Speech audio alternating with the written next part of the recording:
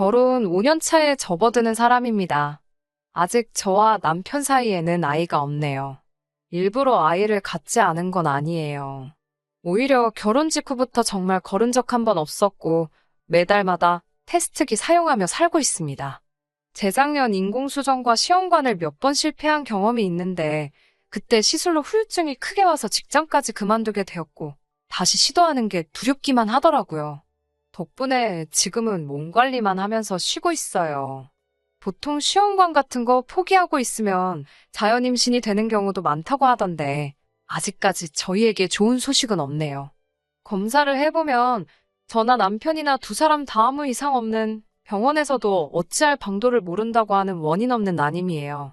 저희가 얼마나 간절하게 원하는지 알고 계시니 결혼 초반에는 아이는 언제쯤 들어서겠냐고 물어보시던 집안어른들도 이제는 저희에게 아무것도 묻지 않으시고 조심조심 하십니다. 특히 시부모님께서 더욱 더 저에게 조심조심 하세요. 두 분이 나쁜 분이거나 시월드 같은 것도 아닙니다. 손주를 기대하는 부분이 크기는 하지만 손주 보기 싫어하는 할머니, 할아버지가 어디 있으시겠어요? 저희 친정부모님도 기다리시는 건 마찬가지고. 그런데 제가 시술 부작용 때문에 직장을 그만두게 된 걸 가지고 시부모님이 저한테 미안한 마음을 가지고 계신 것 같아요. 너무 부담을 주고 강요해서 제 몸만 상하고 멀쩡히 다니는 회사까지 그만두게 만든 것 아닌가 하시면서요. 제가 직장을 그만둔 지도 벌써 2년이 다 되어 가는데 시부모님이 가지고 계신 건물 1층에 공실이 나게 되면서 저한테 월세를 받지 않을 테니 거기서 뭐 할 만한 사업이 있는지 알아보라고 하셨어요.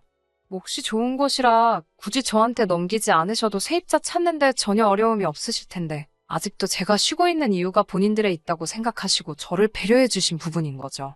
정말 몸둘바를 모를 정도로 감사할 일인데 이것 때문에 아주 스트레스 받는 일이 생겨버렸네요.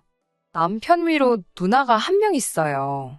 형님은 시집 간 지도 오래되었고 자식도 셋이나 있습니다. 원래부터도 말을 조금 조심성 없이 하는 스타일이었어요. 일부러 그러는 건지는 모르겠지만 약간 듣는 사람 불편하고 기분 나쁘게 말하는 사람들 있잖아요. 형님네와 서로 집이 가까운 편이고 남편과 아주버님이 서로 잘 통하는 성격이라 그런지 교류가 잦은 편입니다. 저희 집에 놀러와서 두 사람이 한 장 걸치고 밖에 당구라도 치러 가는 날에는 꼼짝없이 신우와 함께 시간을 보내야 해요. 그러면 그럴 때마다 아이 이야기를 그렇게 꺼냈어요. 저와 남편이 그렇게 실패를 하면서 마음의 상처를 가지고 있다는 건 전혀 이해해주지 않는 듯 툭툭 꺼내는 말들이 저에게는 상처였습니다. 애 키우는 게 힘이 들고 어려운 일이라는 건 알고 있습니다.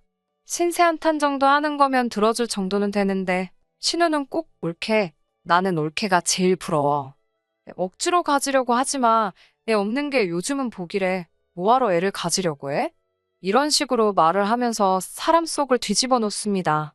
차라리 이런 식으로 말하는 건 신세한탄이라 생각하고 듣고 넘겨볼 수 있겠는데 가끔은 자기 애를 셋이나 낳았다고 유세라도 부리는 건지 둘째가 아들인데 둘째가 온 집안을 뛰어다니면서 시끄럽게 굴고 있는 걸 조용히 시키려다가도 애가 말을 들을 생각을 안 하면 애가 말을 하도 안 들어서 못 키우겠다고 나는 셋이나 있으니까 하나 줄까?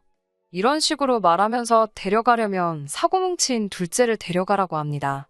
둘째를 붙들어 잡고 저한테 엄마라고 불러보라 하라고 시키는데 정말 애도 싫어하고 저도 싫어하는데 저런 장난을 왜 치는가 싶어요. 하루는 저한테 포기하면 애가 생긴다더라 하면서 그렇게 눈에 불을 켜고 성공하려고 하니까 부담스러워서 애가 안 찾아오는 거라고 자기네처럼 아무 생각 없이 있으면 저절로 생길 텐데 뭘 그렇게 목숨을 거냐면서 제 속을 긁더라고요. 자주 보는 것도 힘들어 죽겠는데 볼 때마다 저러고 있으니 농담이라고 받아들이기에도 너무 짜증이 납니다. 그런 농담 하나도 재미없다고 정색을 해도 어디까지 해야 제가 화를 내려나 계속 꿋꿋하게 저런 식으로 나옵니다. 남편에게 스트레스를 엄청 많이 받는다 하여 신우에게 말 좀 한번 해달라고 한 적도 있어요. 말 그렇게 하지 말라, 쓸데없는 소리 하지 말라 시부모님께서도 나서서 말한 적이 있지만 신우는 알겠다 대답만 하고 눈치 못 챈 척 어느새 또 저런 식으로 하고 있습니다. 이쯤 되니 일부러 저런다는 생각까지 들더라고요. 그래도 언젠가도 저에게 아이가 찾아올 거라 믿기에 최대한 신우가 하는 말을 마음에 담아두지 않으려 노력하고 있어요. 신우만 저러니 차차리 다행이다 라고 마음의 위안을 하면서 여기고 있었습니다.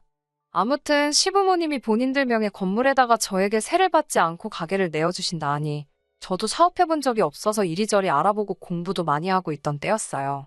그날도 제가 개인적으로 아는 분들 중에 카페를 하고 계시는 분들이 계셔서 이것저것 물어보고 답사 및 조사도 해볼 겸 해서 찾아가기로 한 날이었어요.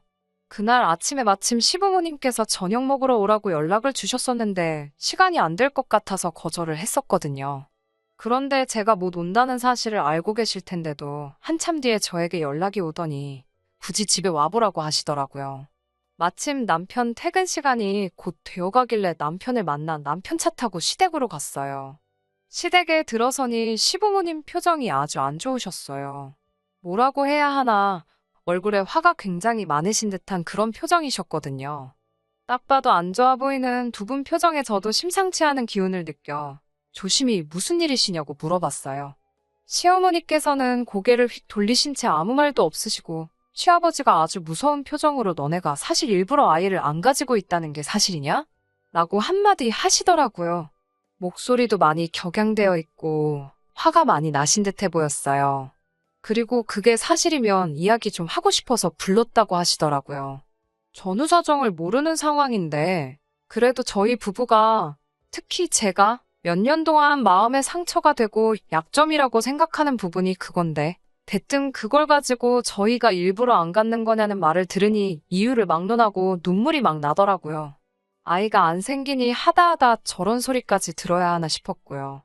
남편도 아버님 말이 끝나기가 무섭게 갑자기 그게 무슨 말이고 뜬금없이 그런 소리를 하냐고 우리가 얼마나 고생하고 마음 쓰고 있는 거 잘 아시면서 난데없이 불러 이렇게 상처를 주시느냐고 따졌어요. 따져묻는 남편의 목소리도 끝이 살짝 떨리고 있는 게 여차하면 남편도 눈물이 터질 것 같더라고요. 남편도 그동안 잘 참아왔는데 흔들리는 목소리를 들으니 저는 거기에 복받쳐서 거의 통곡을 하다시피 눈물을 쏟았어요. 왜 울다가도 누가 괜히 툭 건드리면 터질 때 있잖아요. 남편의 울먹이는 말투가 바로 그거였던 것 같아요. 저는 통곡을 하고 있고 남편도 소리 한번 지르고 눈물을 흘리고 있으니 시부모님이 당황하셨어요. 울고 있는 저희 대충 수습해 주시고 무슨 일인가 두 분과 대화를 나누게 되었는데 그날 아침 신우가 시부모님 댁으로 김치를 얻으러 왔다고 하네요. 그러다가 시어머니와 제가 통화하는 걸 들은 듯 하고요. 그때 신우가 처음으로 시부모님께서 건물 1층 공실을 저에게 무상으로 세를 주기로 하셨다는 사실을 알게 되었나 봐요. 신우가 그때 시어머니께 시부모님이 우리한테 간섭하는 게 싫어서 그냥 안 생기는 거라고 거짓말을 했다고 이야기를 했다 합니다. 제가 신우에게 직접 말한 사실이고 시부모님께는 절대 이야기하지 말아달라고 했다는 말까지 했다고 하네요. 신우도 자기 부모님을 속이기까지 하는 제 모습에 화가 났지만 그동안에 저와의 의리도 있고 제 남편과의 우애도 있어서 비밀을 지켜왔다고. 그런데 이젠 아이가 안 생겨서 고생 중이라는 거짓말도 모자라서 시부모님의 돈까지 뜯어먹으려고 하는 것 같아 자기가 참다 말했다고 하더라고요. 용의주도하게도 자기가 비밀 안 지킨 걸 들키기 싫으니 시부모님한테도 그냥 건물에 세 주기로 한 것만 철회하고 자기가 말한 거는 절대 말하지 말라고 했다는데 사실 확인 때문에 어쩔 수 없이 신우가 중간에서 그렇게 이야기한 사실을 알게 된 거예요. 그래도 끝까지 자기 딸이 그런 짓을 했다는 걸 믿을 수가 없는지 저에게 정말로 아이가 안 생기는 게 맞냐고 그 상황에서도 재차 확인을 하시더라고요. 어이가 없었어요. 울 만큼 울었고 이 사단이 나게 된 사건의 정황까지 전부 다 알게 되었으니 더 이상 그 말이 상처가 되지는 않았지만 다시 한번 시어머니께는 당신의 딸, 그러니까 신우이가 거짓말을 한 거라고 재차 설명을 드렸어요. 일단 상황을 정리하고 집에 왔는데 잠도 잘 오지 않네요. 남편도 누나가 왜 그랬을까라고 의아해하지만서도 뭐 어떻게 한바탕 뒤집어버리려는 생각은 없는 것 같아요. 그냥 연 끊고 안 보고 살면 되지 하면서 살살 제 기분만 맞춰주려고 하는 것 같은데 가족이라는 게 연이 그렇게 쉽게 끊어지는 게 아니란 건 알고 있고 그냥 이렇게 몇 달 안 보다가 어영부영 다시 만나게 되겠죠. 더군다나 한 동네 살고 있는 데다가 남편도 당장 집 애영 아니면 근처에 같이 술 먹고 놀 사람도 없을 테니 말이죠. 너무 화가 나서 잠도 잘 오지 않네요. 남편 말 맞다나 안 보고 사는 것 말고 제대로 한 방 날려주고 싶어요. 마음 같아서는 당장 찾아가서 머리끄댕이라도 잡고 싶지만 제가 잘못한 거 하나 없고 신우가 다 잘못한 일이라도 팔이 안으로 굽지. 다른 가족들이 제 편 들어주겠어요? 저 혼자 참아내야 하는 일인가 싶어서 너무 화가 나네요. 후기 보내드립니다. 제가 사연 보내드린 지도 벌써 한 달이 지났어요. 신우는 시어머니한테 무슨 연락이라도 받았는지 왜 그랬냐는 제 질문에는 대답 한 번 없었고 연락 한 번 되지 않았네요. 그 길로 저는 시댁으로 향했습니다. 시댁에 도착하자마자 자리 깔고 앉아서 신우 불러오라고, 신우 와서 오해 풀고 가기 전까지는 저도 집에 가지 않을 거라고 엄포를 놓았어요. 시어머니도 저를 말리시다가 안 되겠다는 걸 알아채셨는지 곧바로 신우를 부르더라고요. 그렇게 신우도 시부모님 집으로 찾아왔습니다. 뭐가 그렇게 당당한지 아무렇지도 않은 척 인사를 하더라고요. 저에게 잘 지냈냐고 물어보면서도 제 표정을 살피면서 최대한 저랑은 말을 안 섞으려고 하더라고요. 얼굴 보자마자 한마디 퍼부어주고 싶었지만 시부모님도 계시고 하니 일단 식사를 먼저 시작했어요. 정말 표정 하나 바뀌지 않고 시어머니한테 엄마, 이거 맛있다 하면서 아양을 떠는데 정말 소름이 다 돋더라고요. 식사가 다 끝나고 나니 제가 먼저 묻지 않아도 시부모님께서 제가 참아왔던 분노를 터뜨리기 전에 먼저 신우에게 그때 그 일에 대해서 왜 거짓말을 했는지 먼저 물어봐 주시더라고요. 저도 많이 화가 난 상태이기는 했는데 그래도 신우가 대답하는 태도에 따라서 일 크게 만들지 않을 생각도 가지고 있었어요. 하지만 신우는 뻔뻔하게도 정말 얼굴 표정 하나 바뀌지 않고 당당하게 자기가 말한 게 사실이라고 하더군요. 애 낳기 싫은데 어른들이 반대할까봐 난임이라고 속이고 있다는 식으로 제가 틀림없이 자기한테 말했다고 하더라고요.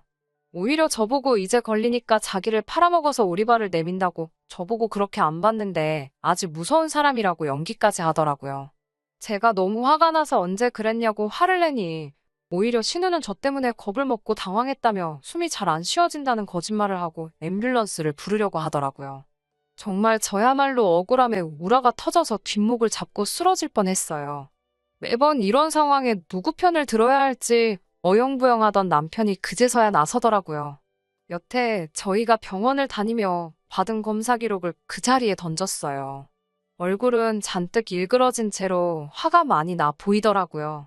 어떻게 다른 사람도 아니고 누나가 우리한테 이럴 수 있냐고 화를 내더라고요. 신우가 발뺌하지 못할 증거 앞에 깨갱거리고 아무 말도 못하고 있었어요. 시부모님도 이미 진작에 신우가 거짓말하고 있는 걸 알고 있었으니 신우에게 왜 있지도 않은 사실을 진짜처럼 만들어서 여러 사람 마음 상하게 하느냐고 아주 혼쭐이 나고 있었죠. 아주버님도 이때만큼은 형님의 편을 들어주지 못하고 꿔다 놓은 보릿자루 마냥 가만히 앉아서 바닥만 바라보고 있었어요. 신우는 그제서야 엉엉 울면서 쟤들한테 암만 애가 없는 게 불쌍하다고 해도 나는 애가 셋이나 있고 엄마의 친딸인데 어떻게 엄마는 상가 건물을 쟤한테 돈 한 푼 안 받고 세를 줄 생각을 하느냐고요. 저는 애도 없으니 다시 회사 같은 거 들어가려면 얼마든지 들어갈 수 있는데 말인즉슨 며느리인 제가 딸인 자기를 제치고 무언가를 받는 게 배가 아파서 꾸민 수행이라고 하더라고요. 시어머니가 묵직한 돌직구를 신우한테 꽂아주었어요. 마음 같아서는 시어머니도 신우가 마음 상하지 않게 그에 상응하는 만큼 해주려고 했었다고 하시네요. 하지만 워낙에 계획성도 추진력도 없는 못 믿어온 성격인데다가 지금 이렇게 거짓말까지 해가며 저와 시부모님, 나아가서는 남편과 시부모님 사이까지 이간질을 하려고 한 심보가 고약해서 해주려던 것도 못 해주겠다고 하십니다. 너가 거짓말했던 것도 우리는 이미 다 알고 있었고 그 건물 때문에 그러는 것도 알고 있었다고. 사실대로 말했으면 뭐라도 하나 해줬을 텐데 네 마지막 기회를 너가 차버린 거라고 쓴소리를 하시고 더는 너같이 마음 씀씀이 나쁜 사람에게 해주고 싶은 것이 없다고 확고하게 선을 그으시더라고요. 방바닥에 발을 동동 구르며 큰 소리로 울고 있는 신우를 아주버님이 겨우 수습해서 집으로 데리고 나갔어요. 신우가 나가니까 집이 언제 그랬냐는 듯 조용해지더라고요. 시부모님은 저에게 사실관계도 따져보지 않고 딸 말만 듣고 저에게 뭐라고 한 게 정말 미안하다고 사과하셨습니다.